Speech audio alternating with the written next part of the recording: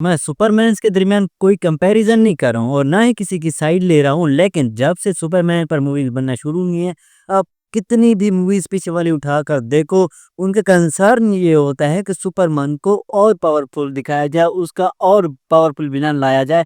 लेकिन James Gunn ने आके यहाँ पर चीज़ें चेंज कर दी और सुपरमैन ह्यूमैनिटी की तरफ से ज़्यादा तवज्जो दे रहा है, ना कि अपने विलन्स को मारने में, अपने दुश्मन्स को मारने में।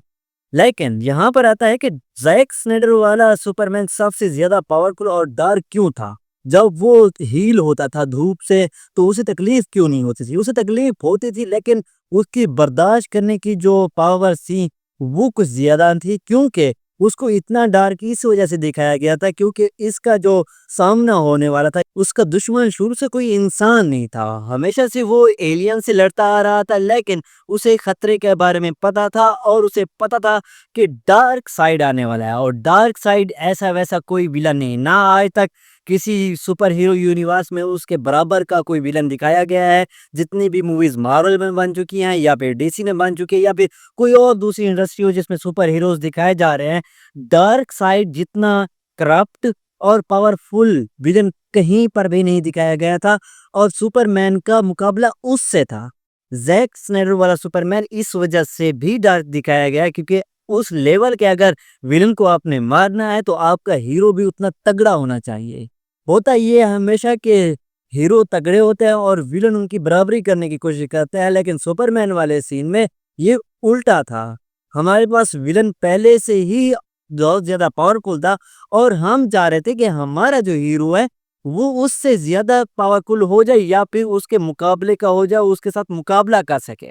आज हम खुश हैं कि डीसी को रिबूट कर दिया गया है और हमें एक ऐसा सुपरमैन दिखाया गया है जो कि हमारे साथ रिलेट कर पाता है, लेकिन हमने वो चीज खो दी जिसके लिए डीसी आज तक बनाया गया था। मैं बात कर रहा हूँ बैटमैन वर्सेस सुपरमैन में, जब बैटमैन सुपरमैन को जिंदा कर रहा होता है और वो ख्वाब देखता है कि सुपरमैन करप्ट हो चुका है और वो लोगों को मार रहा है, यानी अपनी टीम के ही खिलाफ डाल रहा है और उसने बैटमैन को पकड़ लिया है, शायद बैटमैन को मार भी देगा। लेकिन ये चीज हम नहीं देख पाएंगे क्योंकि अब इसको सॉफ्ट रिबूट कर दिया गया। ऐसा ही होता है जब चीजों को पूरा नहीं करने दिया जाता, उनको बीच में रोक दिया जाता है। खैर इन चीजों पे हम और कुछ नहीं कह सकते क्योंकि अब तो लोग एक दूसरे के साथ जंग कर रहे हैं कि कौन सा वाला सुपरमैन अच्छा था। सुपरमैन को वर्ल्ड पावर दिखाना उसका मकसद क्या था, वो चीज अच्छी थी, या फिर उसको एकदम से ही खत्म कर देना और दिखाना कि ये वाला जो नया सुपरमैन है ये ह्यूमैनिटी के लिए और हमारे लिए अच्छा है क्योंकि ये रिलेटेबल है। लेकिन क्या ये डार्क साइड जैसे विलन का सामना कर पाएगा या नहीं, ये तो आप बेहतर जानते हैं, या फिर प्रोड्यूसर या फिर शायद आने वाले टाइम में इसे भी इतना पावरफुल कर दिया जाए कि ये उस लेवल पर पहुंच जाए जहां पर हेनरी कैविल वाला सुपरमैन था।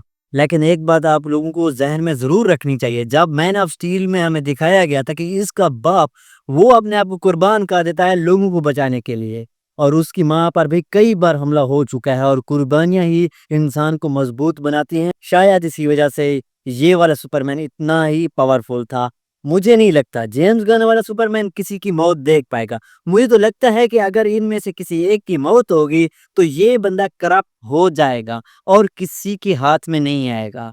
खैर ये तो अभी तक मेरे ओपिनियन है और मूवीज और इनका आगे क्या प्लान चल रहा है मुझे नहीं पता, ना ही आपको पता है। हम देखेंगे कि क्या होगा। और ये थे मेरे ओपिनियन सुपरमैन को लेकर। आपका क्या कहना है इस बारे में मुझे कमेंट में ज़रूर बता सकते हैं।